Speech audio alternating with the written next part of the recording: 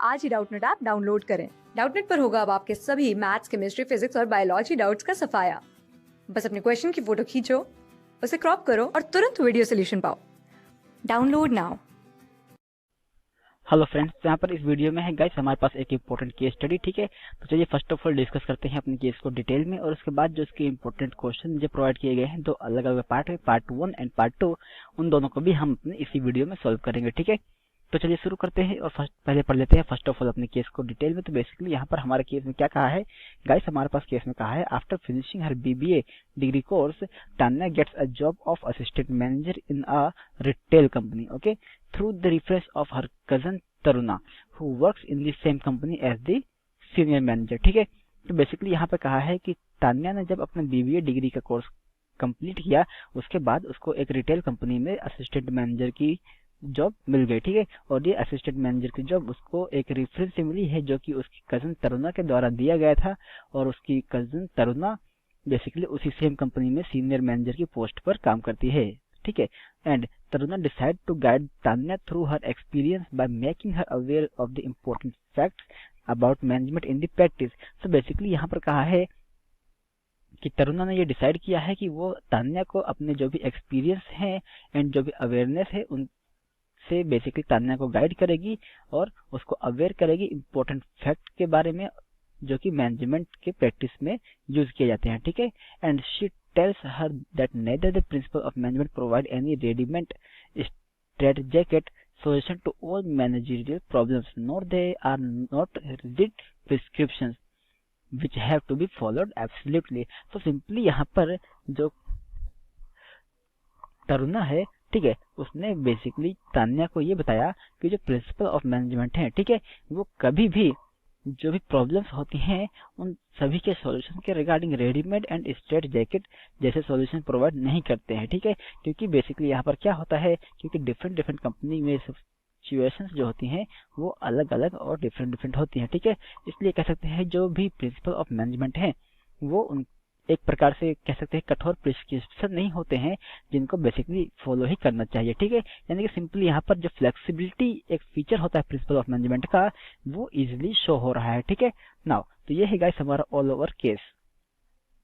तो चलिए अब देखते हैं कि इस केस के बेस पर कौन सा इंपॉर्टेंट क्वेश्चन दिया है। तो क्वेश्चन में गाइस यहाँ पर क्या कहा है, in the context of the above case, यानी कि इस केस के रिलेटेड यहाँ पर जो क्वेश्चन है वन बाय वन करके चलिए दोनों को सॉल्व करते हैं।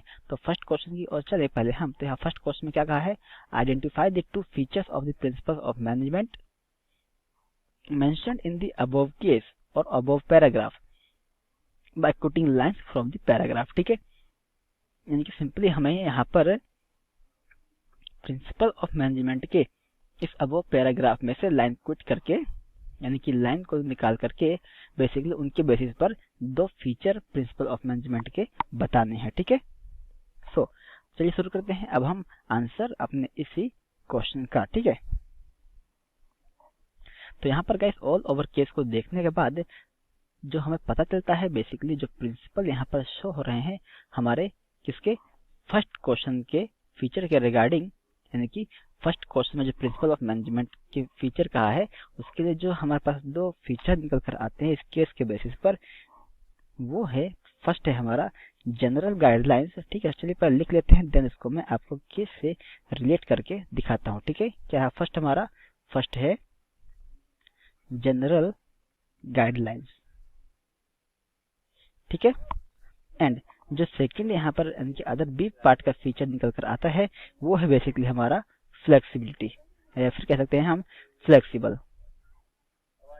ओके, तो यहाँ पर गाइस जो हमने फर्स्ट फीचर लिखा है प्रिंसिपल ऑफ मैनेजमेंट का वो लिखा है हमने जनरल गाइडलाइंस। ठीक है, यानी कि सिंपली जो प्रिंसिपल ऑफ मैनेजमेंट है वो एक प्रकार के जनरल गाइडलाइंस होते हैं ऑर्गेनाइजेशन के लिए, ताकि अगर ऑर्गेनाइजेशन को प्रॉब्लम है तो उनका प्रॉपर यूज करके सॉल्यूशन अपना निकाल सके। बट यहाँ पर कहीं भी ये नहीं कहा जाता है कि बेसिकली उनका ही यूज करना चाहिए अपने सॉल्यूशन को फाइंड आउट करने के लिए। ठीक है, यानी कि वो एक तरीके के जनरल गाइडलाइंस होते हैं। और बेसिकली यहाँ कहा था बाय क्विटिंग द लाइन, तो उसके लिए बेसिकली हमारे यहाँ पर इस केस में एक सेंटेंस दिया हुआ था जहाँ पर हम इसको प्रूव कर सकते हैं, जहाँ पर क्या कहा था, she tells her that neither the principle of management provide any ready-made straitjacket solution to all managerial problems or nor rigid prescription, okay, which have to followed absolutely। यानी कि यहाँ पर जो बात कही गई है कि जो बेसिकली क्या है, ये principal of management rigid prescription नहीं है, ठीक है, जो कि हर कंडीशन में फॉलो करने ही चाहिए, ऐसी कोई कंडीशन नहीं है। मतलब कह सकते हैं कि ये रिजिड नहीं है, जिसकी वजह से ये क्या है, ये जनरल गाइडलाइंस हैं, ठीक है, ऑर्गेनाइजेशन के लिए, कि अगर वो चाहे अपनी प्रॉब्लम के रिगार्डिंग उनको सुटेबल तो उनको यूज करके प्रॉब्लम को सॉल्व कर सकती है। तो ये तो हुआ general guidelines point clear. Okay, now second क्या है यहाँ पर, क्या फ्लेक्सिबल, ठीक है। यानी कि फ्लेक्सिबल क्या होता है, फ्लेक्सिबल का सिंपल सा मतलब होता है कि जो भी अगर वो डायरेक्टली अप्लाई हो सकता है प्रॉब्लम को सॉल्व करने में तो उसको यूज किया जाए। अगर डायरेक्टली एक particular principal of management apply नहीं होता है तो उसमें हल्के फुल्के चेंजेस करके, ठीक है, अपनी प्रॉब्लम को सॉल्व करने के रिगार्डिंग उसको ऑल्टर किया जा सकता है, ठीक है। जो कि यहाँ पर बेसिकली हमारा इसी लाइन से जो कि अभी हाईलाइट की थी उसमें सेंटेंस में प्रूफ होता है, यहाँ पे क्या कहा था, she tells her that neither the principle of management provide any readymade straight jacket solution, ठीक है, और मैनेजल प्रॉब्लम्स। सो इसका सिंपल सा मतलब क्या है कि जो भी मैनेजरियल प्रॉब्लम्स हैं, ठीक है, वो किसी भी प्रॉब्लम का एक रेडीमेड सॉल्यूशन और स्ट्रेट जैकेट सॉल्यूशन प्रोवाइड नहीं करते हैं, ठीक है। एंड साथ ही साथ कहा गया है कि उनको एज सेम फॉलो करना भी जरूरी नहीं है, ठीक है। यानी कि अगर वो readymade and straight jacket solution provide नहीं करते हैं और उनको सेम फॉलो करना जरूरी नहीं है तो क्या कर सकते हैं, उनको हल्का अल्टर करके अपनी नीड्स के अकॉर्डिंग बेसिकली उनको फ्लेक्सिबिलिटी फीचर होने की वजह से ऑल्टर किया जाता है और इसलिए अपना सॉल्यूशन ऑफ प्रॉब्लम वो कर सकते हैं। तो सिंपली यहाँ पर क्या फाइंड आउट होता है, यहाँ पर फाइंड आउट होता है कि जो प्रिंसिपल ऑफ मैनेजमेंट है वो फ्लेक्सिबल होते हैं, इसलिए बेसिकली कहते हैं उनको ऑल्टर किया जा सकता है। ओके, नाउ ये तो हुआ question number 1 clear. Coming on second question of this case, उसमें कहा है why do the principles of management not provide ready-made strategic solutions to all managerial problems। यानी कि सिंपल सा क्वेश्चन है गाइस, ठीक है, जिसमें कहा है कि जो प्रिंसिपल ऑफ मैनेजमेंट है वो हर एक मैनेजरियल प्रॉब्लम्स के लिए रेडीमेड एंड स्ट्रेटजैकेट जैसे सॉल्यूशन प्रोवाइड क्यों नहीं करते हैं, ठीक है। यानी ये कह सकते हैं कि ये बिल्कुल एक्यूरेटली ही प्रॉब्लम्स के अकॉर्डिंग क्यों नहीं सॉल्यूशन प्रोवाइड कर पाते हर एक managerial problems of the organization के लिए। सिंपल सा क्वेश्चन ये है यहाँ पर, ठीक है। तो चलिए इसका आंसर देखते हैं क्या हो सकता है। तो चलिए लिख देते हैं पहले इसका आंसर, देन उसको डिस्कस करते हैं डिटेल में। तो आंसर क्या होगा यहाँ पर, बिकॉज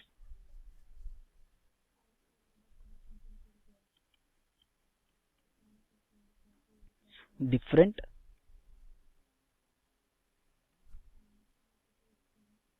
ऑर्गेनाइजेशन हैव